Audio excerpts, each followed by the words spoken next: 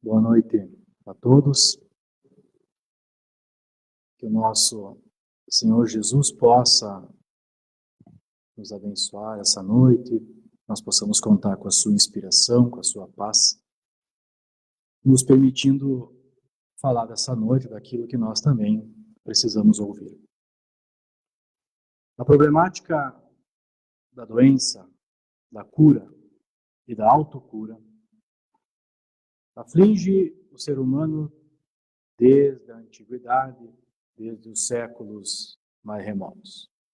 Nós vamos encontrar na literatura grega, entre os pais da medicina, o brilhante médico Filódoto. Um dia, Filódoto recebeu no seu consultório uma paciente muito especial. Ela dizia que a sua enfermidade não tinha cura. Já havia ido em diversos médicos e nenhum deles conseguiu uma terapia para resolver o seu problema. Os médicos lhe diziam que a sua problemática era simplesmente de ordem psicológica, mas ela afirmava sentir uma serpente em seu estômago movimentando-se. Já não conseguia mais alimentar-se porque todo alimento que ela ingeria, a serpente se aproveitava para fortalecer-se ainda mais. Já se encontrava extremamente debilitada, pois que para poder matar aquela serpente, ela havia desistido da vida.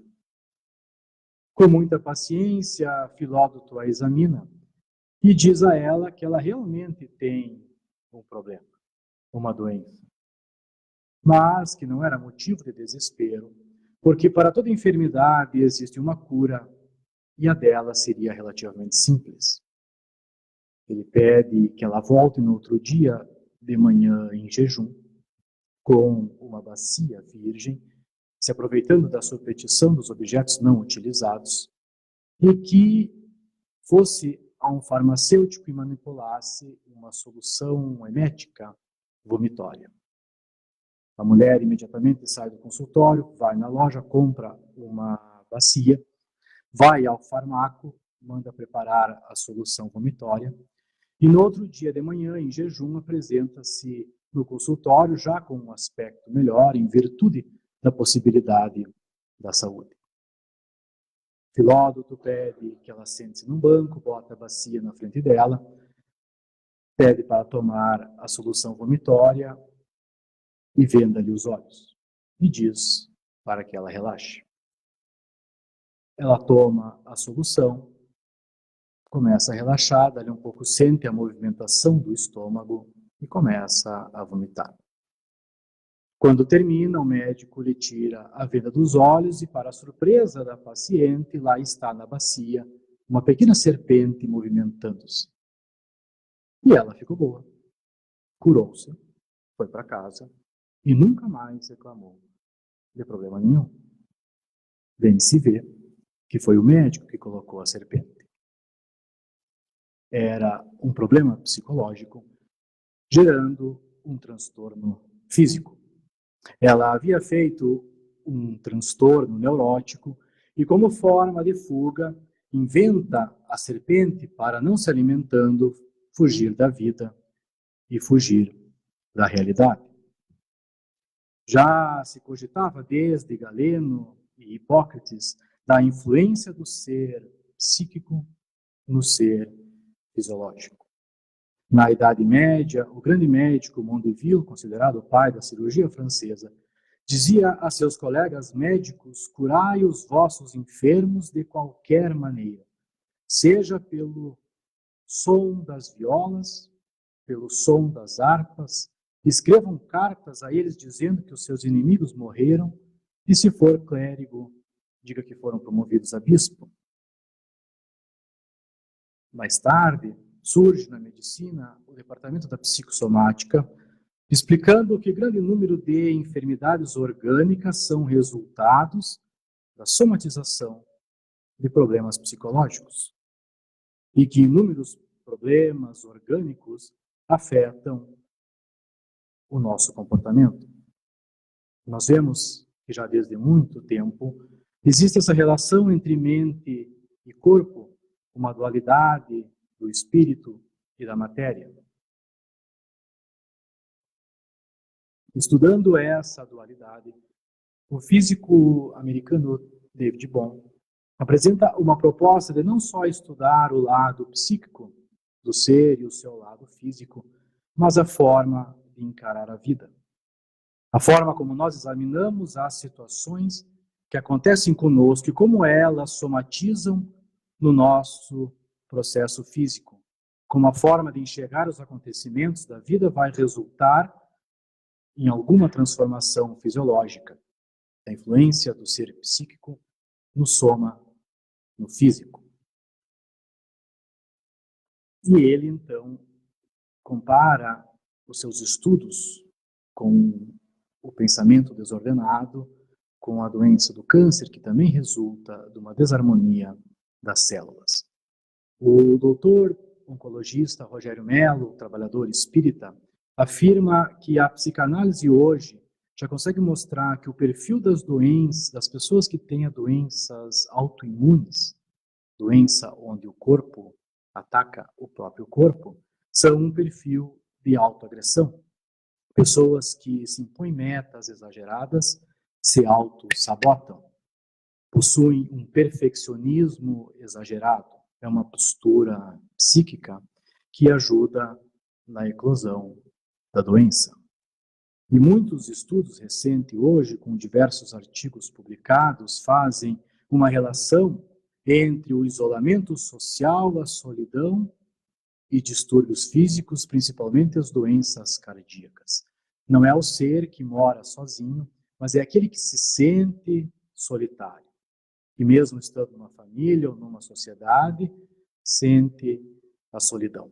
Os estudos mostram que estas pessoas têm uma tendência a ter atividades físicas diminuídas, depressão, sono interrompido, pressão arterial elevada, comprometimento da função mental cognitiva, aumento do risco de demência, altera a resposta imune, facilitando a chegada de doenças, comprometimento funcional, morte prematura, além de outros fatores físicos, comportamentais e psicológicos.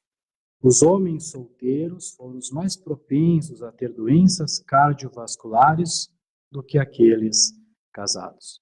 O tabagismo, que é um grande mal para a saúde, e junto com a obesidade, foi encontrado com mais frequência naqueles que são divorciados. As pessoas viúvas foram aquelas que apresentaram as maiores taxas de pressão alta, diabetes, hipertensão arterial e a falta da prática de exercícios físicos.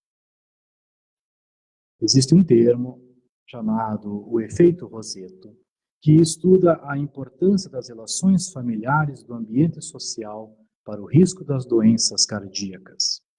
Rosetto é uma cidade ítalo-americana do leste do estado da Pensilvânia, nos Estados Unidos, e um doutor local, Benjamin Falcone, ele já praticava havia 17 anos na cidade. Na década de 1960, através dos seus estudos, percebeu que quase não haviam ataques cardíacos ou doenças cardíacas na pequena cidade de Rosetto, nos seus 1.600 habitantes. E entre os anos de 1955 e 65, a taxa de mortalidade ou de doenças cardíacas foi praticamente nula, comparando a comunidade de Rosetto com as comunidades vizinhas. Ao analisar a cidade, percebeu-se que não havia nada de diferente. Os fatores de risco dos seus habitantes eram iguais aos habitantes das outras cidades. Os homens passavam os seus dias trabalhando perigosamente nas minas de ardósias subterrâneas, muitos fumavam. A comida italiana fora americanizada e não podia ser considerada saudável para o coração. Mas então por quê? Porque os rosetanos não tinham doenças cardíacas. O Dr. Stuart Wolf e seus colegas de trabalho fizeram um estudo sobre a estrutura social e familiar dos habitantes de Rosetto. E eles então concluíram que os seus valores tradicionais vinham do sul da Itália, aonde a família e não o indivíduo é que era a unidade da sociedade.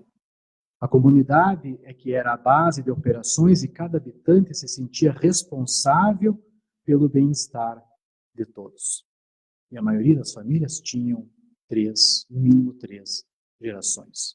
Os rosetanos eram orgulhosos, felizes, generosos, hospitaleiros e prontos para celebrar qualquer pequeno triunfo de um dos seus cidadãos. Os idosos não eram somente muito bem considerados, mas eles faziam parte do que eles chamavam de um Supremo Tribunal, aquelas pessoas que tinham a capacidade de julgar os outros fatos pela sua experiência, mantendo assim, então, um papel fundamental na família e na sociedade. O estudo também revelou que não havia escassez de estresse entre os habitantes de Roseto. Eles passavam pelos mesmos problemas sociais e conflitos pessoais das comunidades vizinhas. Porém, eles tinham uma filosofia de coesão com o poderoso apoio da família e dos seus vizinhos, e convicções religiosas profundas que protegiam e neutralizavam as tensões que eles podiam sentir. Então, os dois físicos já citados, o David Bohm e o Stephen Stuart Wolf, chegam, através desses estudos, à conclusão de que as emoções têm uma ressonância na constituição atômica das nossas células. As emoções de medo operam uma descarga de elétrons no núcleo da célula, enquanto as emoções de alegria, as emoções de prazer, descarregam fótons na célula. Enquanto a primeira descarga tem uma característica degenerativa, destrutiva, a segunda possui uma característica de harmonia, que faz com que as células vibrem com mais estímulo harmônico. O nosso cérebro, a maior glândula do nosso corpo, libera as enzimas de acordo com as emoções através dos seus neuropeptídeos para todo o corpo. Então, quanto maior for a nossa ação mental sobre o cérebro, porque é o espírito que gera a ação mental, o cérebro decodifica. Então, quanto mais intensa for esta ação mental, maior vai ser a quantidade destas substâncias que serão liberadas para o nosso corpo. E o teor dessa substância que vai determinar se essas enzimas serão aquelas que vão nos imunizar, nos trazer harmonia, ou se serão aquelas com características destrutivas, degenerativas, trazendo as enfermidades, de acordo com a nossa forma de encarar os acontecimentos da vida, de digeri-los e do apoio que nós podemos ter daqueles que moram conosco, da nossa família, daqueles que estão ao nosso lado. A doutrina espírita, jamais afastando-se da ciência,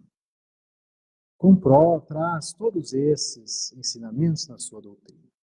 Na obra Painéis da Obsessão, Manuel Filomeno de Miranda começa dizendo que na raiz de todas as enfermidades que sitiam o homem, encontramos no desequilíbrio dele próprio a sua causa preponderante.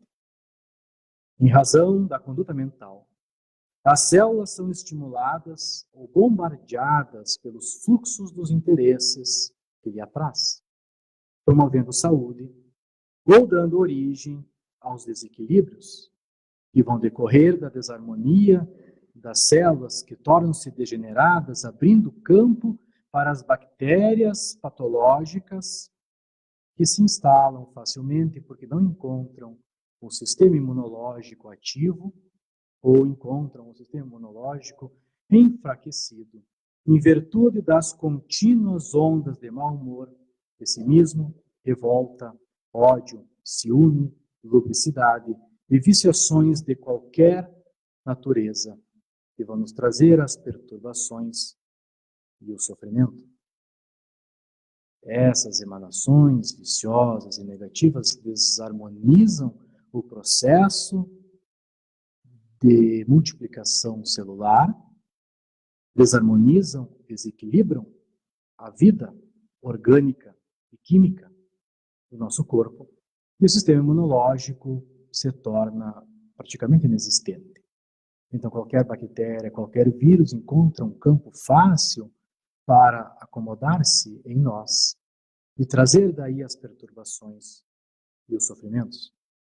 Emmanuel, no seu livro Leis de Amor, quando responde uma pergunta se existe uma patologia da alma, uma doença, que nós poderíamos considerar doença da alma, nos diz que mágoas, ressentimentos, desesperos, atritos e irritações trazem crises do pensamento, estabelecendo lesões mentais que culminam em processos patológicos no corpo e na alma, quando não se convertem em alimento para a loucura ou em sombra da morte.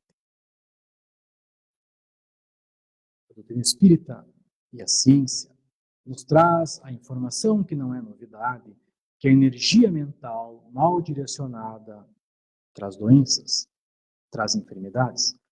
Nós deveríamos, então, considerar essa força mental que o nosso cérebro gera, uma força eletromagnética para gerar saúde, porque é tudo uma questão do direcionamento dos nossos pensamentos e da forma como nós reagimos aos acontecimentos da vida. Por isso que aquela pessoa que é mais centrada, que possui um maior controle emocional, que possui uma confiança na vida eterna e assim aplica o perdão, a serenidade, possui a fé em Deus e no amor divino, e busca o autoconhecimento, busca uma espiritualidade, ela tem um gerenciamento melhor da sua saúde. Ela consegue administrar as emoções e a saúde fica positiva. Ela resiste muito melhor às agressões do meio ambiente. Ele consegue decidir o quanto a agressão do meio ambiente, que todos nós temos, todos nós sofremos, decide o quanto ela vai impactar ou não no seu ser, sabendo da enfermidade ou doença ou saúde que isso pode gerar. Joana de Ângeles, numa mensagem chamada Enfermidades Saneadoras, nos fala exatamente para essa questão da forma de enxergar a doença como algo saneador, algo que vai limpar, que vai nos transformar para o bem. Ela então diz que toda enfermidade que aflige o ser humano possui sua nascente no cerne do espírito, que ainda imperfeito, precisa depurar-se enfrentando a lapidação das suas arestas morais prejudiciais. Portanto, ao invés de ter um caráter punitivo, a enfermidade possui o objetivo terapêutico libertador dos males que insistem em permanecer dominantes. A doença vem nos avisar de algum comportamento equivocado, que deve ser corrigido. Por isso, a característica dela e a forma como nós devemos enxergá-la é de terapêutica, é de libertação. Porque é um comportamento equivocado, forma de pensar negativa, reações equivocadas, emocionalmente negativas diante dos acontecimentos, gera uma doença, e a doença fala da sua origem, indicando a nós o comportamento a ser alterado. Ela ainda diz que toda deficiência moral produz no perispírito, no nosso corpo espiritual, um sinal que o organismo decodificará no momento próprio para dar lugar à enfermidade. Então, na origem de toda doença, nós vamos encontrar uma dificuldade moral, produzida nessa ou numa existência anterior. A ação moral equivocada pode ser contra nós, contra meu semelhante, e gera uma lesão no perispírito, no corpo espiritual, aquele que reveste o nosso espírito. E isso afeta o corpo, porque vem do espírito, perispírito, e chega no corpo, e no momento oportuno eclode uma doença.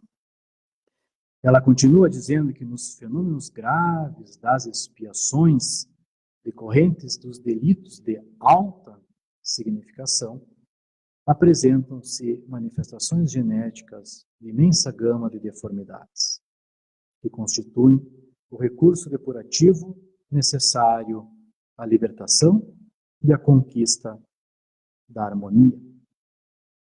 Os crimes mais graves que praticamos contra nós ou contra o nosso semelhante resultam nas enfermidades de nascença, de alterações genéticas que trazem o sofrimento, mas também que trazem a libertação daquele ser, que não pode fugir ao cárcere da reencarnação e não pode fugir da responsabilidade das suas ações realizadas. Quando nós agredimos as leis divinas, é necessário o retorno a elas. Nós podemos imaginar as leis divinas como um caminho de harmonia e de amor, vibrando essa paz, essa harmonia, nós dentro dessa harmonia, vibrando em conjunto, e quando nós cometemos algum crime, alguma agressão a nós, ao nosso semelhante, quando geramos essas energias desequilibradas, nós saímos desse caminho, saímos dessa vibração. Mas a vibração de Deus, como um imã, nos puxa de volta. E se nós adquirirmos um conhecimento, compreendermos que o amor divino está a nosso favor, o retorno às suas leis é mais tranquilo, é mais cômodo. Agora, como muitos de nós gostamos de insistir no erro e não admitimos o amor divino, é a dor que vai acabar ensinando, é a enfermidade que vai acabar tendo que vir para nos mostrar os equívocos que estamos cometendo. Quando Jesus fala que se tua mão é motivo de escândalo, corte-a longe e lança longe de ti, que é melhor que ande pelo mundo sem a mão do que cometendo escândalos. Ele fala exatamente dessas limitações, é uma figura de linguagem, mas é melhor que eu nasça com uma enfermidade, com uma doença impeditiva, do que eu volte a cometer os mesmos equívocos que me levaram a ter essa enfermidade. É melhor andar com limites se eu ainda não consigo me controlar por conta própria. Então o limite é que vai me ensinar. Anos sem a possibilidade de cometer o equívoco que me desgraçou, talvez sejam o professor necessário, o professor que eu preciso para aprender a me controlar e a me corrigir. Imaginamos alguém que vem com uma situação, por exemplo, de diabetes e tem muita dificuldade em controlar a alimentação ou os doces. É a doença, falando do comportamento equivocado. E quem sabe anos e anos e décadas enfrentando essas dificuldades, limitações do corpo, o ser aprenda a se controlar. E quando ocorrem esses exageros, quando ocorrem esses abusos e ocorre a lesão no perispírito, ele passa para outra existência.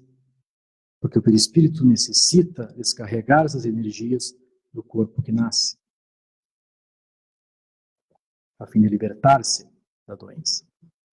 Ainda na obra Painéis da Obsessão, Manuel Filomeno de Miranda continua dizendo que, sendo o espírito o modelador do corpo que ele vai se utilizar na reencarnação, desdobra-se a célula ovo sobre as matrizes vibratórias do perispírito, dando origem, então, às células, os tecidos nervosos, os tecidos cutâneos que vão constituir aquela organização física e psíquica.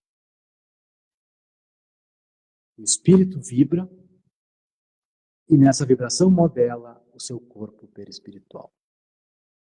No corpo espiritual estão impressos os resgates, os compromissos, as ações no bem, as ações equivocadas. E esse perispírito, já no momento da fecundação, ele joga essa energia em cima daquele corpo que está se formando. E desde as primeiras multiplicações celulares, já começam a ser comandadas pela energia do perispírito. E ali então fica impressa na carga genética os nossos resgates, os nossos compromissos, e estas lesões do perispírito danificam as células que serão geradas. Por isso as doenças de nascença. Aquele que exagerou no álcool e lesionou o seu fígado, vem numa outra existência sem precisar ingerir uma só gota e surge uma doença hepática, uma cirrose. Aqueles que abusam demais da reclamação, da indignação constante, lesam as células cerebrais e acabam depois desenvolvendo enxaquecas, ou numa vida, ou na outra. Assim também com os compromissos morais, aqueles que fazem promessas a muitos corações e não cumprem nenhuma, que iludem as pessoas, acabam depois encarnando com as dificuldades do compromisso, com as dificuldades do amor, sem nunca conseguir lograr uma relação que tenha uma continuidade. E de forma nenhuma é castigo divino. São as nossas ações voltando-se para nós. São os equívocos do passado que exigem reparação. Porque com o nosso livre-arbítrio, que é uma lei da natureza dada por Deus, tem que ter responsabilidade. Não há como termos liberdade de ação sem sermos responsáveis por essas ações. O doutor Rogério Mello, que nós já citamos, ele fala que nesse momento da reencarnação, uma das primeiras escolhas que se faz, além das outras sociais, familiares, do local de nascença, é do material genético do corpo que vai ser gerado. E é um momento extremamente mágico porque ocorre um embaralhamento dos genes dos pais para formar aquele novo corpo. Temos a reprodução da mitose, que é a multiplicação da célula, onde a célula copia o código genético da outra, e a meiose, que é justamente esse embaralhamento dos genes, onde o espírito, com a sua energia e com a sua carga vibratória, atrai os genes, um tanto do pai, um tanto da mãe, para formar o corpo que ele precisa. Existe a velha história da Miss Universo, que chegou para o Einstein e disse a ele: nós podemos ter o filho mais belo e mais inteligente do mundo. E o Einstein responde: ou o mais burro e o mais feio. Justamente por causa desse embaralhamento dos genes que ocorre.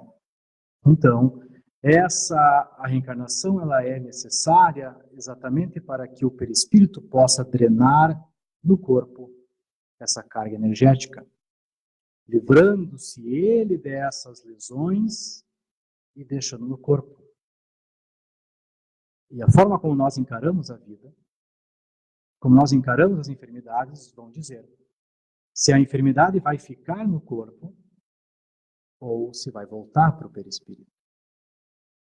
Porque o perispírito é um corpo semimaterial, um meio termo de comunicação entre o espírito e o corpo, extremamente plástico, extremamente maleável, extremamente sofre muita influência das energias do espírito e sofre muito a influência das ações do corpo.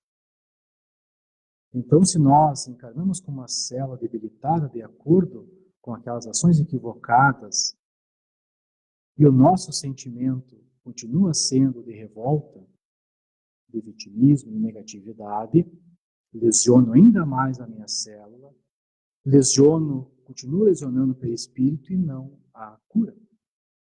Agora, quando há entendimento dessa temporalidade da doença, e que quando ocorrer o desencarne, ou quem sabe antes, eu me livre dela, que é um resgate, que é um compromisso, que é um aprendizado, que é uma libertação, a doença fica no corpo e vai embora com ele.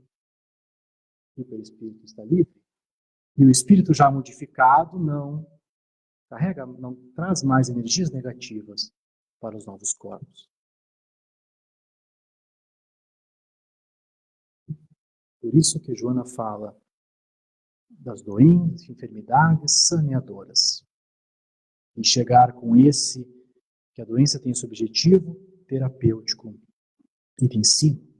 Por isso Kardec nos fala que a reencarnação é para purificar a alma.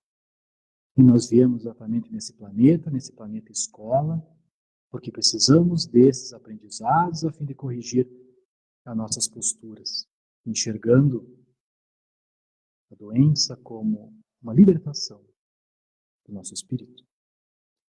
E aqueles que encaram as doenças, principalmente as doenças crônicas, com revolta, com negatividade, com vitimização, têm uma doença muito mais refratária, com difícil tratamento. Os remédios têm mais dificuldade para atuar, causam mais efeitos colaterais.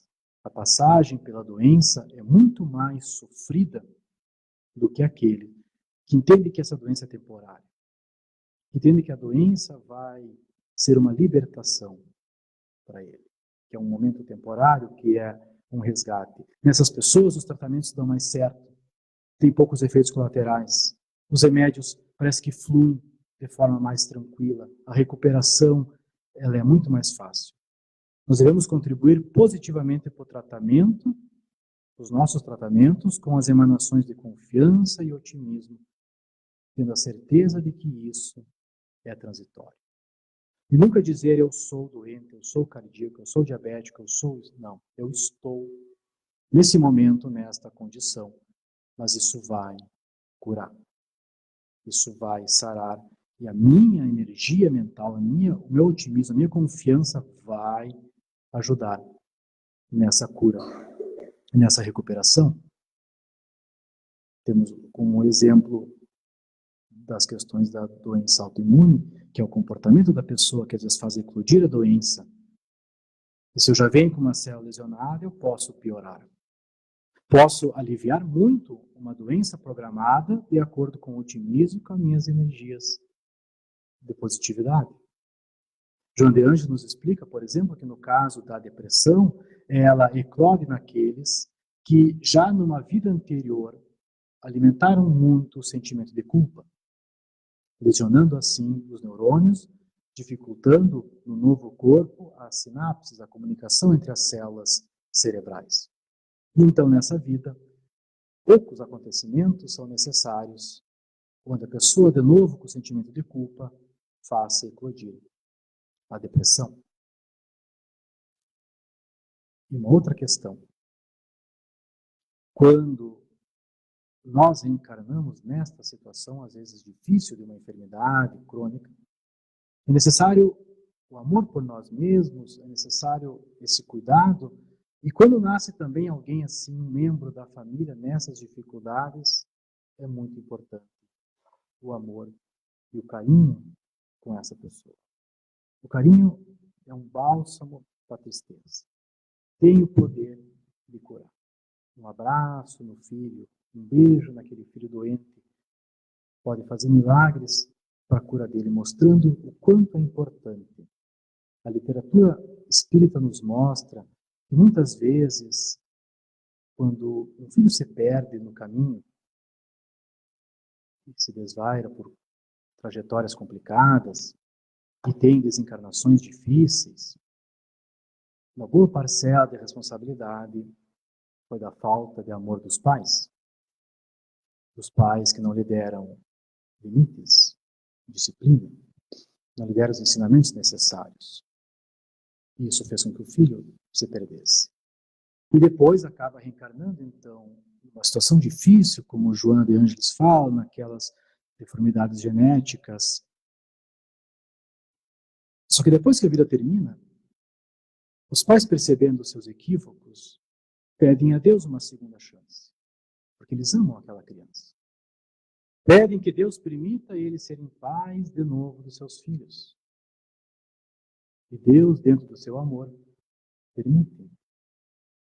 Vocês voltem junto quantas vezes forem necessárias até que se estabeleça o equilíbrio, até que o amor volte e vocês se entendam. Então, aquele amor que faltou numa vida, agora vem em dobro, em triplo nessa. Porque aquela criança com os problemas exige um amor dos pais. Exige os cuidados incessantes dos seus genitores e eles, no seu inconsciente, sabem que precisam entregar esse amor. Então ele faltou numa, agora ele vem em excesso. E a criança vive meio ano, 1 ano, 10 anos, 20 anos, e todos os dias de amor incessante, de carinho, de cuidados, que você do bálsamo para a sua enfermidade, um alívio para a sua tristeza. E quando finalmente voltam ao mundo espiritual, podem se abraçar felizes porque reencontraram a paz. Estão com as consciências tranquilas porque trabalharam por eles mesmos, se dedicaram, se recuperaram daqueles equívocos. Então nós temos as enfermidades que são kármicas, que vêm de outras existências, e as que não são kármicas, de comportamentos próximos. Divaldo Franco nos explica que o indivíduo sensualista que se entrega a um relacionamento sexual promíscuo e acaba adquirindo uma doença venérea, não está experimentando nenhum karma. Está experimentando, sim, as consequências da vulgaridade e da inadvertência. O indivíduo que faz um câncer porque é de comportamento rebelde, ciumento, violento, angustioso, rancoroso, agressivo, não está enfrentando o karma. Ele está elaborando enzimas que vão comprometer o seu metabolismo basal, trazendo então cânceres no aparelho digestivo, desarmonias nervosas, psicopatologias, pela sua resistência em não adotar atitudes positivas, atitudes transformadoras. Então, é bem verdade que as doenças podem vir de outras vidas, mas muitas delas vêm das ações cometidas nesta própria vida. Isto, sobre as nossas ações, já vem muito antigo, desde nós vamos encontrar nos provérbios que são atribuídos a Salomão, lá no capítulo 16, palavras suaves são como favos de mel, doçura para a alma e saúde para o corpo. E no capítulo 17, o coração alegre serve de bom remédio, mas o espírito abatido virá secar os ossos. O nosso comportamento influencia muito na nossa saúde, na nossa enfermidade. No Evangelho segundo o Espiritismo tem uma mensagem do Espírito Delfina de Girardin, onde ela fala sobre a desgraça real. Ela comenta que muitos dos homens atribuem a desgraça real e dizem conhecê-la diante dos problemas, das enfermidades, da casa sem comida, do coração despedaçado pela perda de um ente querido, na angústia da traição. E ela diz que isso é desgraça para aqueles que só veem o presente. Porque a verdadeira desgraça está nas consequências de um fato mais do que no próprio fato. Dizei-me, se um acontecimento considerado ditoso na ocasião, mas que acarreta consequências funestas, não há realmente mais desgraçado do que outro que em princípio causa viva contrariedade e acaba produzindo bem. A dor, a enfermidade é a consequência. Desgraça mesmo, como ela diz, é o fato que gerou essa enfermidade. A desgraça real é a nossa ação equivocada que vai gerar o problema depois. As angústias, as aflições são resgates, são devoluções, são os ajustes necessários à nossa existência. O problema grande foi gerado antes, foi gerado na ação equivocada. Ela compara com as tempestades que dizem ser desgraça porque arranca as árvores, mas as tempestades limpam o ambiente dos miasmas perturbadores com os quais nós morreríamos. Os miasmas, André Luiz nos explica muito bem, são como vermes aglomerados, que é a energia mental negativa gerada por nós. Nós já percebemos que o pensamento tem muita força, gera matéria, e quando o pensamento é negativo, gera esses miasmas que ficam pelo ar. E se não fossem as tempestades, eles ficariam sempre e nós não conseguiríamos sobreviver. Então as tempestades têm esse caráter de purificar o ambiente que nós vivemos. Então ela comenta assim, que para julgarmos qualquer coisa, precisamos ver as consequências daquela ação. Para poder ver se algo é ditoso ou inditoso, precisamos transportar-nos para além desta vida, porque é lá que estão as verdadeiras consequências. Tudo que nós achamos de infelicidade termina com o corpo. Tudo aquelas desgraças que nós consideramos como desgraças, se bem suportadas, se eliminam com o fim do corpo. Você vai à doença, e se tivermos um bom comportamento positivo sobre isso, a doença ficou lá no corpo. Não há necessidade mais de passar por isso. Conversava um tempo atrás com meu irmão, e ele dizia, nós falávamos das dificuldades que nós enfrentávamos, os problemas que tínhamos, e que não devíamos mais reclamar de nada, porque a reclamação não ajudava, e que devíamos suportar com mais silêncio os problemas. E ele me dizia assim, que o meu medo é eu passar por esse monte de problema, chegar do outro lado da vida, e dizerem para mim, tu sofreu bastante, mas tu reclamou tanto, que tu vai ter que voltar e passar por algumas coisas de novo. Então ele diz assim, eu não quero passar por nada disso de novo. Então eu vou ficar quieto, não vou reclamar de mais nada, porque eu não quero mais passar por esses problemas. Então nós precisamos ter uma atitude mais positiva diante dessas enfermidades, entendendo que não são castigos divinos. Na verdade, são oportunidades que Deus nos dá de nos recuperarmos. Então nós devemos ter uma fé no amor de Deus, uma positividade, bombardeando o nosso perispírito com energias positivas. Bombardeando as células do nosso corpo, o núcleo da célula, com essas energias de otimismo, de fé, de positividade. Utilizando a enfermidade como um crescimento, como um aprendizado, e não como um empecilho. Não como algo que nos tranca, que nos trava. Devemos entender que são lições necessárias. A revolta e a vitimização são duas armadilhas para os doentes crônicos. Atravancam o tratamento, atravancam a relação dele, inclusive a relação com os próximos, impede que dê esses passos na evolução moral.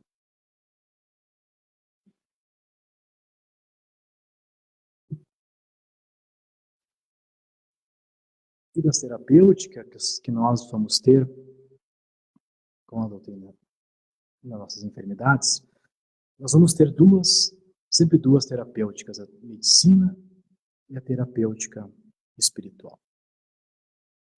E nós não devemos, em momento nenhum, abdicar da medicina terrena, dos remédios, de ir ao médico.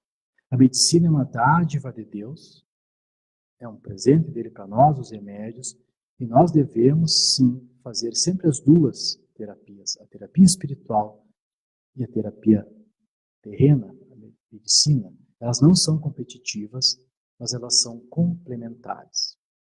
Uma ajuda a outra.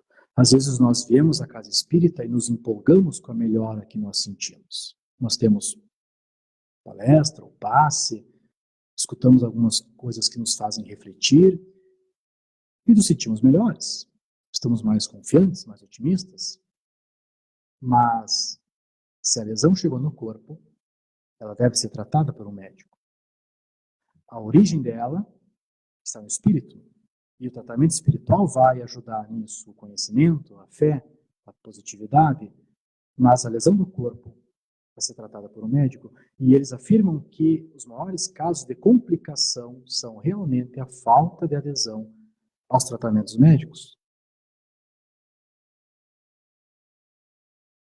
Nós temos a informação essa, então, de que nós devemos sempre seguir essas recomendações. Às vezes, por não ter um acesso a uma medicina melhor, ou então, às vezes, numa negação referente ao tratamento que nos foi oferecido. A pessoa não quer segui-lo, às vezes o tratamento é mais difícil, tem que se abdicar de alguns alimentos, tem que ter alguns comportamentos, e no processo de negação, não quero ir no médico e vou só me tratar do lado espiritual. Começa uma negociação com Deus, a fim de que eu só precise fazer uma parte. Eu posso até melhorar, adquirir os conhecimentos, mas o corpo vai ficar lesionado. E eu não estou cuidando bem do meu instrumento e gerará responsabilidades para mim. É como a informação interessante e até triste de que o que mais mata no câncer de próstata é o preconceito, é a falta de ir ao médico. Então, nós devemos utilizar a medicina para o nosso favor. Nós temos a história de uma amiga nossa, companheira espírita, que teve câncer de mama. E ela já estava na casa espírita já há alguns anos. Então, quando teve esse diagnóstico, começou a fazer o tratamento espiritual, os passes, o atendimento fraterno, meditações em casa. Mas o que ajudou muito na sua cura foi ela seguir às riscas o tratamento médico. Os remédios na hora correta, nas quantidades corretas. Se o médico mandava ter tal alimentação, ela tinha tal alimentação. Se dizia para tomar sol de manhã cedo, às 6 da manhã, durante meia hora, 6 da manhã, lá estava ela tomando sol. Tudo que o médico mandava fazer, ela fazia, seguia sempre à risca, em paralelo com o tratamento espiritual. E essa nossa amiga tem uma sensibilidade para as questões espirituais, consegue ter uma intuição muito apurada, alguns sonhos espirituais, e antes da cirurgia, depois da quimio, que aliás, durante a quimio, ela ficou conhecida como a mulher forte do hospital, porque a quimio quase não teve nenhum efeito colateral sobre ela. Não decaíram os cabelos, por exemplo. Ela passou com muita força por todo aquele tratamento, devido já ao conhecimento espírita, o seu otimismo diante da possibilidade da cura, a certeza da cura. Mas então, antes da cirurgia, ela tem um sonho espiritual, onde os benfeitores mostram para ela um mapa do corpo e apontam o local do tumor maligno e dizem: vai ser muito fácil para o médico tirar, porque nós limpamos tudo que nós podemos em volta e ele vai só retirar como com uma pinça. Quando ela acorda da cirurgia, os médicos estão surpresos de quão fácil foi remover o câncer, remover o tumor maligno. Mas foram os dois tratamentos que ela fez, tanto o espiritual quanto o da medicina. E na terapêutica espírita, como nós já comentamos, os pensamentos positivos, nós podemos definir um certo caminho que seria interessante, algum problema, alguma enfermidade, vem à casa espírita, atendimento fraterno, e no atendimento fraterno já inicia o atendimento. Já inicia o processo de cura, já inicia os benfeitores espirituais trabalhando pela nossa saúde. Só o fato de eu buscar auxílio já inicia um processo de cura. Depois eu tenho os passes, o tratamento, a fluidoterapia, que me revitaliza, renova as minhas energias, renova as energias do perispírito. Tem a água fluidificada que eu coloco durante os momentos de tratamento em casa, do momento que me indicam para ficar trabalhando pela minha cura em casa.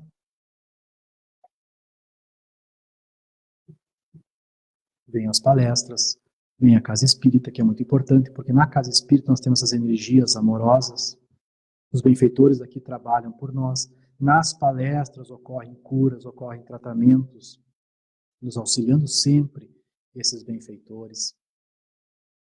O estudo da doutrina, o conhecimento que nós podemos ter, se pudesse incluir num grupo de estudo, a fim de adquirir mais conhecimento sobre essas causas, sobre os efeitos, sobre os mecanismos que funcionam a nossa relação com o mundo espiritual. O Evangelho no Lar, extremamente importante. Quando os benfeitores nos visitam, no momento do Evangelho no Lar, eles limpam o ambiente inclusive desses miasmas que podem ficar na nossa casa, eles limpam também. E quem faz o Evangelho pode perceber que depois de algumas semanas já se respira melhor dentro de casa, se sente um pouco mais tranquilo, o ar fica como que mais suave ao nosso redor. Reúne a família, um recipiente com água, pode-se ler uma mensagem do Evangelho segundo o Espiritismo, uma mensagem espírita, comenta-se a mensagem, pode ser um momento em que a família busca reunir-se para conversar sobre situações do dia, alguma decisão que deve ser tomada, sempre à luz da doutrina espírita. Os momentos de prece com vibrações para os familiares, para os amigos. Nós podemos ter o costume de ler o Evangelho segundo o Espiritismo, porque ali estão contidas a moral de Jesus, e cada página vai ter um guia excelente para o nosso comportamento no dia a dia. Cada página vai nos dar um apoio de como agir, de como fazer, vai nos explicar situações, e nós vamos conseguir ir coordenando as nossas ações de acordo com as morais, com a moral de Jesus. A prece, a meditação, que nos facilitam a comunicação com os nossos benfeitores, que estão sempre ao nosso lado. A prece nos recomenda diária. Pode ser de manhã cedo, antes de sair, antes de qualquer atividade importante, eu posso resguardar 1 minuto para mim, numa prece pedindo auxílio. Quando algo me incomoda, como uma enfermidade, pedir força, pedir o apoio espiritual que sempre existe, para que eu possa encarar aquela doença da forma como ela deve ser encarada, com positividade. A confiança em Deus, no amor divino e na vida eterna, de que nós somos espíritos imortais e que esse processo de enfermidade ele é temporário. Ele faz parte de uma pedagogia, tem um objetivo justo, que essa enfermidade é o exemplo do amor de Deus permitindo a nossa cura. Ele não quer que nós fiquemos doentes para sempre. Então a doença conversa conosco. O que ela quer dizer para nós? A doença sempre tem algum aviso. Como no caso que comentamos do diabético, que, como no meu caso, avisa do comportamento. Com a alimentação, como é difícil controlar a alimentação. Então, o meu comportamento de hoje explica muito bem o porquê que a doença veio já comigo. Então, fazer essa análise sobre a doença, sobre a enfermidade, por que eu tenho ela, o que ela me diz, o que eu posso mudar no meu comportamento, será que não tem algo que eu possa mudar em mim? De acordo com o que essa doença está trazendo? Será que ela não está me falando alguma coisa, não está me dizendo algo que eu devo aprender? E sempre o amor. Em todas as situações, em todas as relações pessoais, a relação com o próximo, o amor comigo mesmo, mais ternura comigo, compreendendo que eu estou num processo de aprendizado, num crescimento. Então, tendo mais compreensão, não sendo tão exigente, entendendo que faz parte, as quedas, as erguidas, e amando o próximo, trabalhando na caridade, ajudando todo mundo, esse é um guia infalível. É seguir aquilo que o Cristo nos pede. Quando ele diz, vinde a mim, todos vós que sofreis, é isso que ele pede. Está sofrendo, vamos até ele, aprendamos com ele, com as suas lições de amor. E o Espiritismo traz essas lições para nós muito bem explicadas. E é um guia infalível, porque nenhum biógrafo, ninguém escreveu que Jesus tenha ficado doente um só dia. Que ele tenha faltado o serviço por estar indisposto, com dor de barriga, com dor de cabeça. Que ele tenha tido alguma crise existencial, alguma perturbação psíquica. E veja que ele sofreu. Será que nós aguentaríamos 1/3 do que ele passou? Abandonado, condenado como ladrão, como bruxo, na hora mais suprema, sozinho, torturado, nenhum problema de saúde. Ele é o exemplo máximo que nós devemos ter. Pode levar um tempo até chegar naquele estágio, mas ele nos disse, vós sois deuses, podeis fazer tudo o que eu faço e mais. Então é possível. E esse deve ser o modelo, deve ser o nosso objetivo, chegar a ter essa amorosidade que ele tem. E se eu não estou muito bem ainda certo de quais ações eu posso ter, se eu me guiar por ele, pelo seu amor, pelo amor ao próximo, não tem erro. É infalível. Eu agradeço imensamente a atenção e a paciência de todos. Nós podemos nos preparar então para o nosso momento do passe.